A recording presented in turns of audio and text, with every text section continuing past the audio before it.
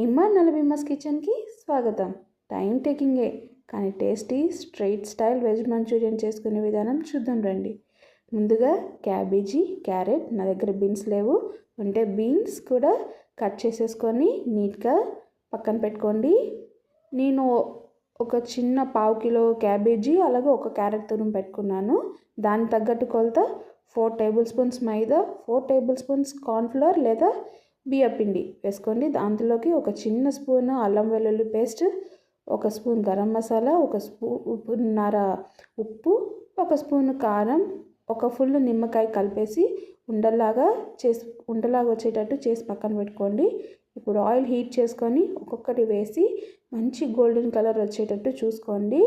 మరీ ఎక్కువ కాల్చేయకండి, టేస్ట్ అనేది పాడైపోతుంది. గోల్డెన్ కలర్ వస్తే చాలు.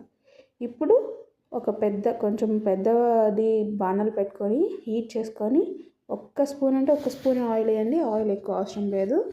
ఒక్క స్పూన్ ఆయిల్ వేసేసి అది హీట్ అయిన తర్వాత నేను ముందుగానే వెల్లుల్లి రెమ్మలు అనేవి చిన్న చిన్నగా కట్ చేసి పెట్టుకున్నాను.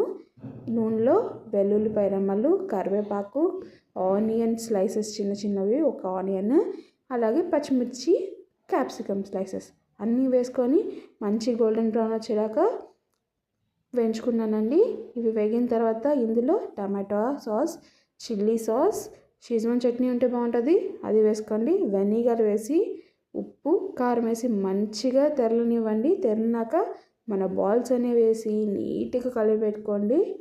మొత్తం అదంతా నీరంతా కూడా మన సాసెస్ అదంతా కూడా చక్కగా మన మంచూరియన్ బాల్స్కి పట్టిందాకా కలుపుకుంటూ ఉండండి. తర్వాత లాస్ట్లో కొత్తిమీరతో గార్నిష్ చేసి దించేయండి. Manchurian ready. Thank you.